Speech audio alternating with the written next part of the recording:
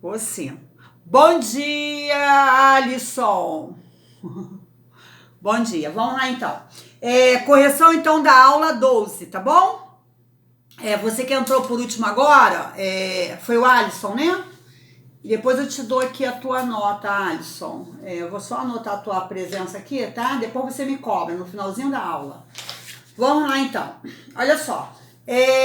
Corrigindo a aula 12, porque aí já fica como um resumo, né?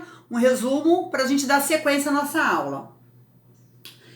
A primeira pergunta é: quem são os agentes econômicos superavitários, não é isso?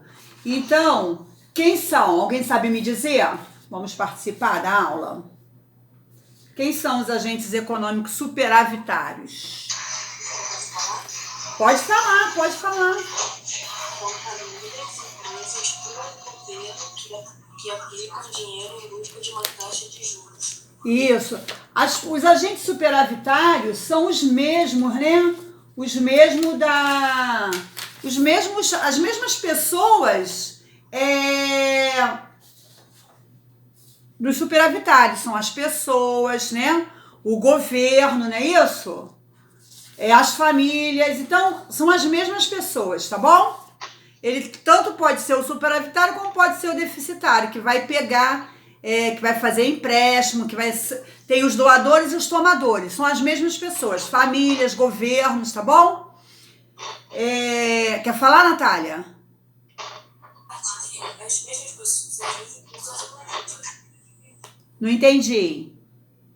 Essa parte de ser as mesmas pessoas, eu não consegui entender. Eu não consegui entender como se o governo. Tá. O recurso também pega recursos.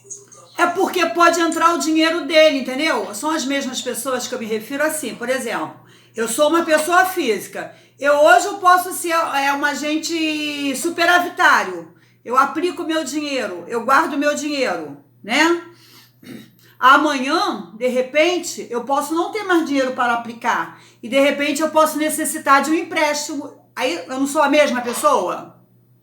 Entendeu? São as pessoas. O que eu quero dizer que é a mesma, que são pessoas, são famílias e o próprio governo, tá? Tanto pode estar em alguns momentos ele pode estar num papel de superavitário. Em outro momento da vida ele pode estar no papel do deficitário, tá? Então, a resposta da 1, Isabel, vamos lá, são as pessoas, corrija aí, são as pessoas, o governo e as famílias, tá? Essa é a resposta da 1, ok? Vamos lá, a 2. Quem é o órgão máximo do Sistema Financeiro Nacional? Pode falar para mim, vamos participar. Pode. CMN.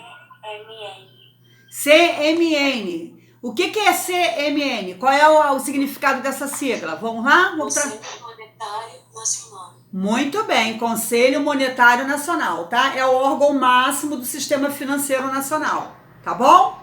Professora, você tá corrigindo a aula passada, né? Isso, a aula 12, tá? Porque a gente corrigindo, a gente já faz uma revisãozinha para poder entrar na aula 13, certo? Então, a aula 12, a segunda questão, quem é o órgão máximo do sistema financeiro? É o Conselho Monetário Nacional, CMN, certo? A terceira questão, quem são os órgãos superiores do sistema financeiro nacional? Supervisores, desculpa, que superiores. O órgão superior é o CMN, é o órgão máximo, então só tem um. E quem são os órgãos supervisores? SEM, CVM, SUSEP e Previc. Bacen, CVM, SUSEP e Previc. Todo mundo de acordo? Bom dia! Qual é o nome? Qual é o teu nome mesmo? Peraí, só um momento. Vou repetir. João Pedro, é da A ou da B? Vamos já respondendo. A ou B, para eu não esquecer de marcar aqui. Da A, João Pedro é da A. João Pedro da Silva. A. E o outro, que entrou antes dele? Que eu esqueci. Sou eu, professor. Qual o teu nome? Nicolas. É da B? Nicolas é da B? Não, da Dá. Nicolas. Depois eu dou a nota no final, tá, Nicolas? Nicolas e o João. Vamos lá, então. Bacen são os órgãos supervisores. Não é isso? Bacen. CVM, Comissão de Valores Mobiliários. CVM, Bacen, CVM. SUSEP, Superintendência de Seguros Privados. SUSEP. E qual é o outro? Previc, Previdência Complementar, tá bom? Essa é a 3, exatamente, Natália. 4. Qual a função dos órgãos normativos?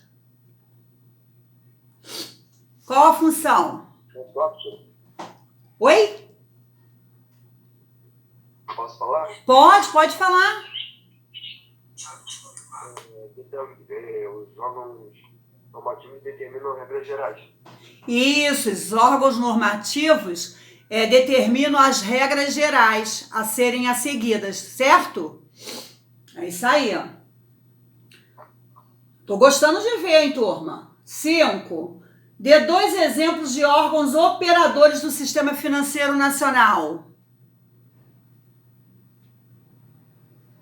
Vamos lá, quem dá mais? Caixa Econômica, Bolsa de Valores.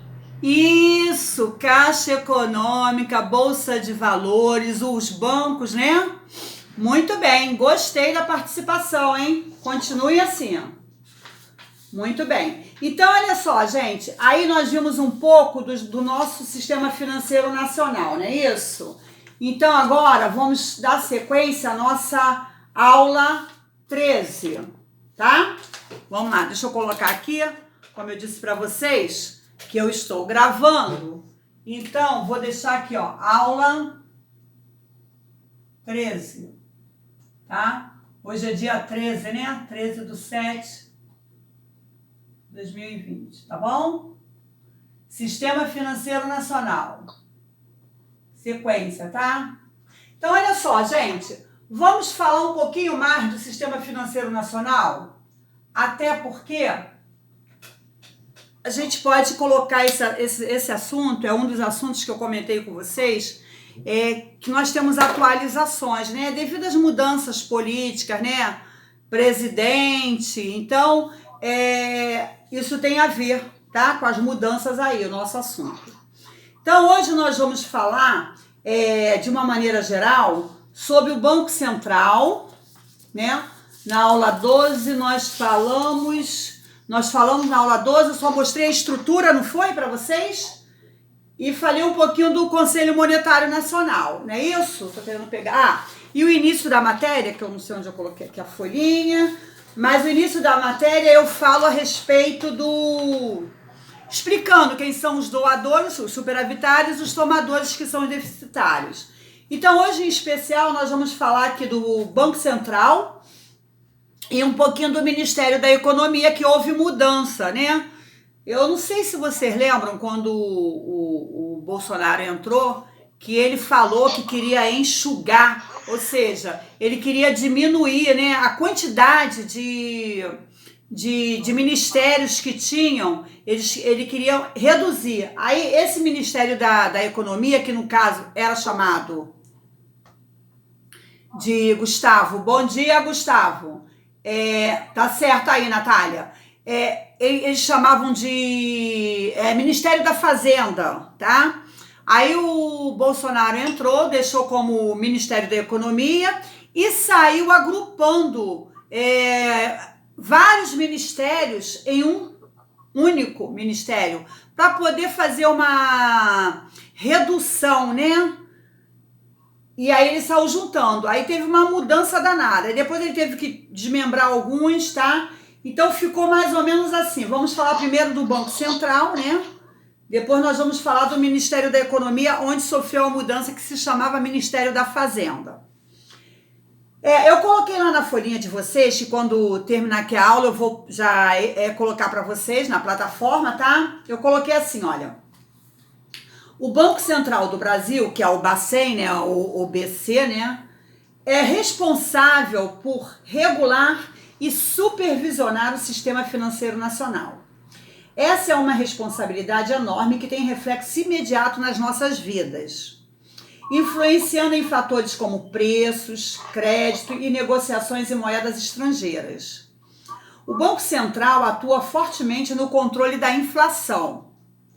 Isso é possível graças à regulação na quantidade de dinheiro que circula no país. A lógica é a de que muito dinheiro na economia estimula o consumo, o que, por sua vez, eleva os preços, já que a demanda para compras pode superar a produção. Por isso, gente, o que eles fazem? Você vê que agora com esse afastamento social que nós estamos vivendo, você vê que o governo, vocês devem escutar, né, assim, no jornal, o pai e mãe comentando, que eles fizeram? Para poder jogar dinheiro na economia, eles liberaram o quê? O fundo de garantia, não é isso? Também 13º salário dos aposentados, dos pensionistas, eles liberaram inclusive as duas partes, porque, por exemplo, o 13º, ele é pago, geralmente do INSS, é pago em setembro e novembro. O que eles fizeram? Eles pagaram esse ano em abril e já pagaram agora em junho, acho que foi junho, já pagaram a outra parte. Por quê? Eles fazem questão de injetar dinheiro na economia para que o povo consuma, entendeu? Aí começa a circular. Então, está se falando, inclusive, em ter um 14º salário para os aposentados, agora final do ano, né? Não sei a data prevista, acho que final do ano, de repente antes, justamente para poder circular dinheiro. Porque o que estava acontecendo? Não estava circulando dinheiro, a grande maioria fechado, né, dos comércios, fechado, e aí foi o meio deles, aí o que estava funcionando? Mas assim, para você satisfazer necessidades básicas, como mercados, né, necessidades básicas. Então, eles anteciparam esse 13º, agora em abril e junho, entendeu? Para que possa circular dinheiro na economia do país, tá? Então, a lógica é de que muito dinheiro na economia estimula o consumo. É verdade, né? Você com dinheiro, você rapidinho pensa em consumir. O que, por sua vez, eleva os preços, já que a demanda para compras pode superar a produção, tá? Mas nesse nosso caso agora não teve essa elevação de preço, né? Não teve até porque não tinha como, né? Entra em jogo, portanto, a tal da lei da oferta e da procura. Viu, gente? A nossa lei da oferta e da procura, linda e maravilhosa que nós vimos bimestre passado. Então, tem a ver com, quando eu digo para vocês que o OTC está ligado ao nosso dia a dia, né? Tô te provando. O que foi? Quando há mais pessoas dispostas a comprar, mas a quantidade ofertada é baixa, os preços sobem. Do contrário, quando a oferta é muito superior à demanda de consumo, os preços caem. Então é aquilo que nós vimos, né? Oferta maior do que a procura, o preço tende a, se é maior, tende a cair. Oferta menor do que a procura, os preços tendem a subir, tá? É só dar uma lida lá na lei da oferta e da procura, tá? Vale lembrar também que quando há uma elevação significativa na cotação do dólar, que é a principal moeda estrangeira negociada no Brasil, pode haver reflexo no preço de produtos e insumos importados. É por isso que a condução das políticas monetária, cambial e de crédito fica sob responsabilidade do Banco Central, tá? Além disso, há uma série de outras atribuições que a instituição deve cumprir, como, isso o Banco Central, tá? Isso que eu estou falando com relação ao Banco Central. Controlar o mercado de crédito, habilitar e fiscalizar instituições financeiras, emitir papel moeda e moeda metálica, tá? Isso tudo é função do Banco Central. O Banco Central atua ainda como uma importante fonte de informação. Por meio dos levantamentos feitos pelo órgão, é possível conferir dados de mercado, como a cotação do dólar e a taxa de juros praticada pelos bancos e instituições financeiras, bem como as tarefas bancárias, tá? Aí eu coloquei assim, olha, o Conselho Monetário Nacional é composto por 3 membros. Aí, dá uma olhadinha na tua folha 12 aí, que eu tô procurando a minha, não tô achando, tá aqui. Vê o que eu coloquei aí, ó. Porque eu fiz uma retificação. Vê aí na tua folha 12. É na 12? É na 12. Eu coloquei os membros. Vê se eu coloquei. Parte 11. Eu pensei que eu tivesse colocado. Eu não coloquei não, gente. Os membros do Conselho Monetário.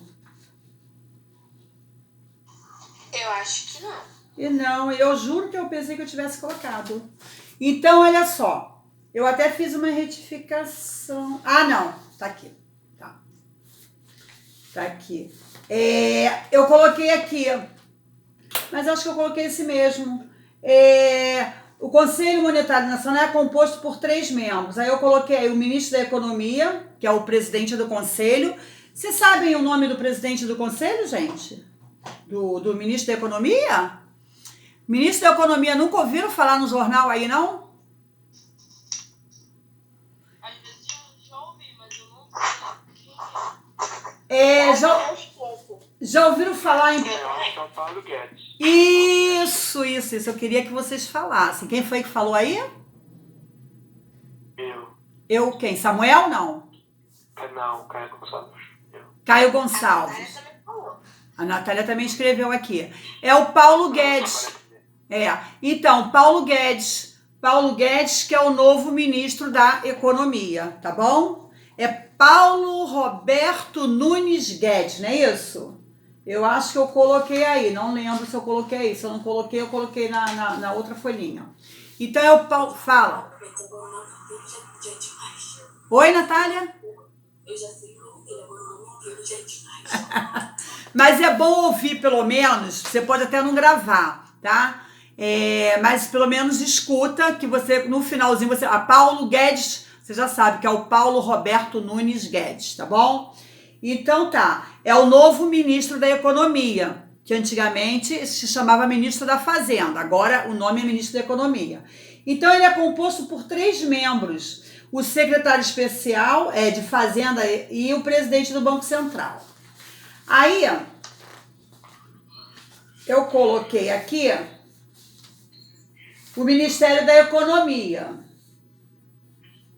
tá? Eu acho assim, eu fiz uma retificação sim, tá? A folhinha que você vai receber, foi isso, gente, é isso que eu quero lembrar. Eu coloquei assim, o Conselho Monetário Nacional é composto por 3 membros. Aí eu fiz uma retificação, coloquei esses aqui. Esse que eu vou postar hoje são os corretos, que é o ministro da Economia, que é o Paulo Guedes, que é o presidente do Conselho, o secretário especial da Fazenda e o presidente do Banco Central, ok? É o que eu vou postar hoje, tá? E o Ministério quem pega na escola vai ter uma retificação, mas aí é aquele negócio, gente. Aqui eu faço as devidas correções, né? Eu dou a explicação e a pessoa também tem que participar da videoconferência e da videoaula. Por isso que é gravado, tá? Então, porque o que acontece? Quando eu digito, eu envio o documento para a escola. Quando eu falei para o Alan que eu estava fazendo uma retificação, aí o Alan falou, acho que o Alan falou para mim que já tinha enviado. Aí eu fiz a retificação aqui, nessa folhinha aqui, tá? Aí na outra folhinha eu coloco uma observação. Então o pessoal não vai ficar prejudicado, porque mesmo assim eu me resguardo e coloco por escrito, tá bom? Vamos lá então, o Ministério da Economia. O Ministério da Economia é, basicamente, o órgão executor das políticas fiscais do país. As políticas fiscais são basicamente um conjunto de medidas destinadas ao ajustamento das finanças públicas, que englobam tanto o planejamento orçamentário como o planejamento financeiro do Estado. Então, o que o Bolsonaro fez? Ele procurou unificar todos os ministérios, né? Deixou apenas um com vários ministérios, tá? Para ele poder reduzir, que tinham muitos. Aí ele botou assim o Ministério da Economia é o principal responsável pelas medidas e organização de como o governo federal gasta e arrecada seus recursos financeiros, tá? Quando vocês forem ler a folhinha, destaquem isso, tá? Que é importante. Então, ó, repetindo, o Ministério da Economia é o principal responsável pelas medidas de organização, tá? De como o governo federal gasta e arrecada seus recursos financeiros, tá? Então, tudo eles ficam ali esperando o Paulo Guedes dar as coordenadas para que eles possam prosseguir. Ele foi implementado mediante a promulgação da medida provisória, tem nada com nota promissória, tá, gente? Desculpa. Medida provisória número 870, de 1º de janeiro de 2019. Foi quando ele, né, entrou. Que dispõe sobre a nova organização básica dos órgãos da Presidência da República e ministérios, tá bom? O Ministério da Economia foi resultante da fusão dos antigos ministérios da Fazenda. Então, olha só, planejamento, desenvolvimento e gestão da indústria, comércio exterior e serviços e Ministério do Trabalho. Olha quantos ministérios eles juntaram, fizeram a fusão para se tornar um ministério só, tá? Então, aí por isso que surgiu o Ministério da Economia, antes chamado de Ministério da Fazenda. Repetindo. O Ministério da Economia é integrado por diversos órgãos, dentre eles citaremos alguns. Então eu só peguei aqueles que nos interessam, tá? Os demais eu não peguei, tá bom, gente? Aí eu separei aqui, ó, o CMN, que vocês já sabem que é o órgão máximo, separei a Comissão de Valores Mobiliários, separei aqui a Casa da Moeda, que também trabalha com eles. Vamos lá. O CMN é o órgão superior do Sistema Financeiro Nacional, tá? Que tem como principal responsabilidade a formulação da política monetária e de crédito do Sistema Financeiro Nacional. Aí, como nós vimos aí, ele faz o quê? Esse órgão, ele é um órgão normativo. O que ele faz? Digam para mim. Vou repetir. Ele é órgão superior do Sistema Financeiro Nacional, que tem como principal responsabilidade a formulação de política monetária e de crédito do Sistema Financeiro Nacional. Vocês já falaram para mim. Ele faz o quê? Ele determina as regras gerais, não é isso? Não é isso, gente? CMN?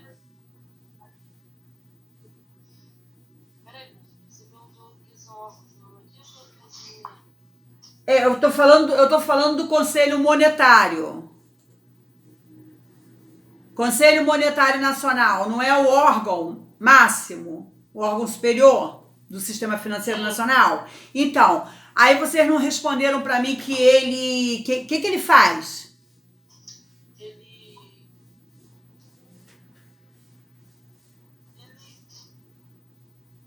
Determinam as regras gerais, não é isso? As regras gerais que serão seguidas é ele que determina, não é isso? Não é isso, gente? Então tá. Seguindo. A Comissão de Valores Mobiliários é uma autarquia vinculada ao Ministério da Economia. O que é autarquia? A autarquia é uma extensão do serviço público, tá? Por exemplo, o INSS é um exemplo de autarquia, tá? Então, a autarquia é vinculada ao Ministério da Economia, que tem como principais funções o quê? A fiscalização, normatização e desenvolvimento do mercado de valores mobiliários, tá? Então, lembra que nós vimos que é um órgão, que ele é um órgão supervisor? Ele está ali no mesmo patamar do Banco Central, Comissão de Valores, SUSEP e Previc, não é isso? Tá? São os órgãos supervisores, não é isso? Então, a função dele é de fiscalização, normatização e desenvolvimento do mercado de valores mobiliários. Normatização, por que normatização? Porque ele também vai ditar as regras também, lógico e evidente, que lá é baseado no que vem do Conselho Monetário Nacional. Mas aí, como ele vai supervisionar as bolsas de valores, ele também vai ter as normas criadas por ele ali, tá? Então, por isso que é normatização. E a Casa da Moeda?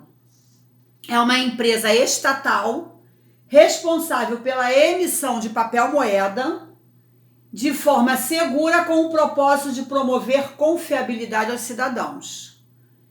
E a Caixa Econômica Federal, o Banco do Brasil e outros. Então, eu só separei esses aí, tá bom? Que nos interessa de imediato. Não tem necessidade de eu falar dos demais órgãos para vocês. Aí, isso aí eu deixo para quem vai fazer concurso público, né?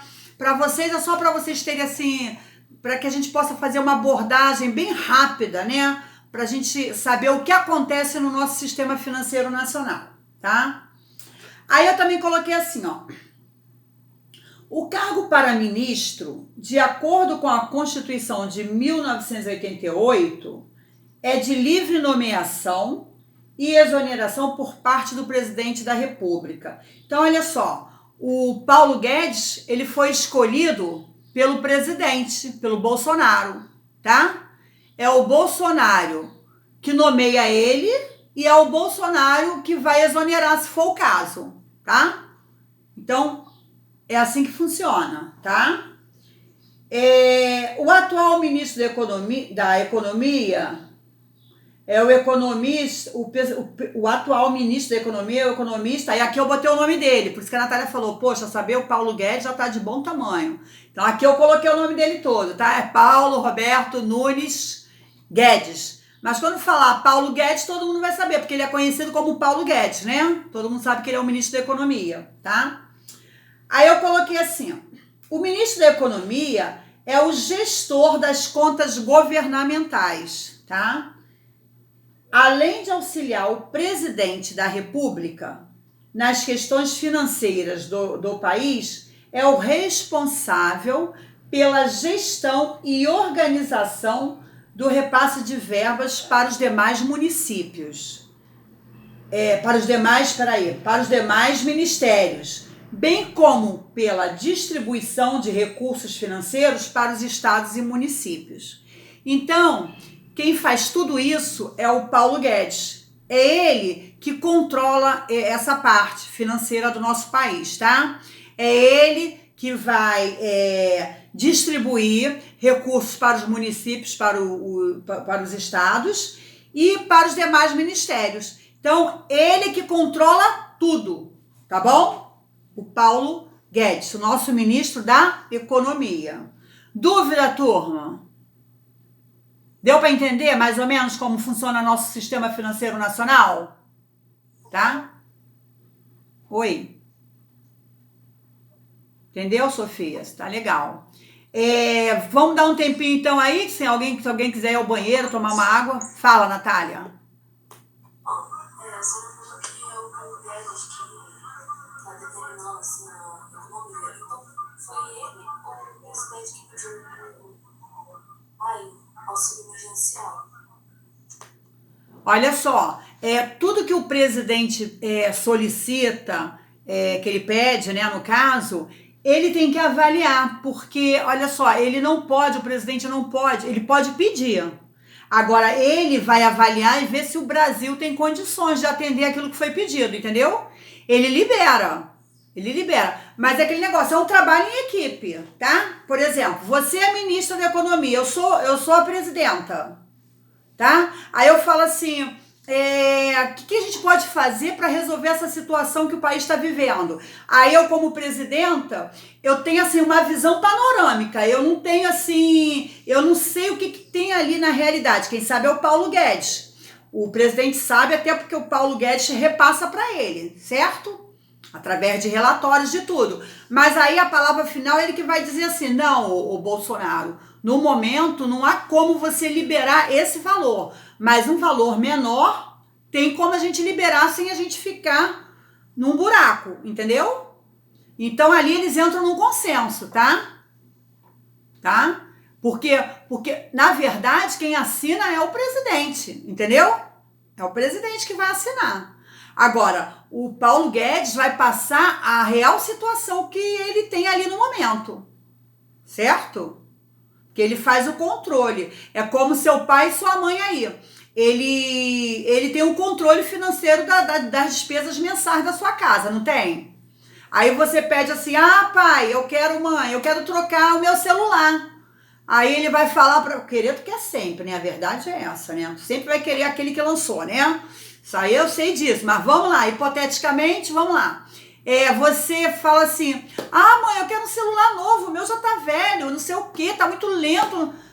Aí a tua mãe vai falar assim, ou teu pai vai falar assim, olha só, no momento não vai ser possível. De repente, lá para outubro, novembro, eu tenho condições, porque ela tem ali os dados financeiros das despesas que ela tem, não é isso? A coisa funciona assim, a gente começa a pensar assim, na organização da nossa casa, né? Assim funciona a organização do país. Lógico, né, gente? Que é uma coisa bem mais extensa, né? A gente não pode... É uma comparação que eu tô falando, assim, só para você poder entender como é que funciona a coisa, entendeu? Então, os detalhes da administração da sua casa, quem tem é seu pai e sua mãe, né? Você tem as necessidades, os desejos, né? Os sonhos. Agora, se vai poder ou não executar... É o teu pai e tua mãe que vai dizer o momento e a hora que ele vai poder arcar com aquele compromisso, não é assim? E assim funciona. O Bolsonaro, é como ele diz ali, eu sou o presidente. Ele é o presidente, mas nem tudo que ele quer fazer, ele vai ser também autorizado, porque tem pessoas que estão ali para frear também, que no caso são os senadores, entendeu? Eles estão ali. Então eles vão, assim... Tem que ser dentro de um consenso, né? Ele vai querer fazer uma coisa, o Paulo Guedes vai dizer a real situação e ali, se não der para fazer aquilo que ele quer, ele vai tentar se aproximar daquilo que ele quer, entendeu? E muitas coisas também tem que passar pelo Senado. Não pode ser tudo que o presidente quer, não é assim, tá, gente? A banda não toca assim, não, tá? Mas deu para entender mais ou menos aí? Mais ou menos, ou deu para entender legal? Mais ou menos não dá, né? Não dá para ficar no mais ou menos. Tá? Então, quem quiser dar uma paradinha aí, pode ir ao banheiro, fazer um lanchinho, tá?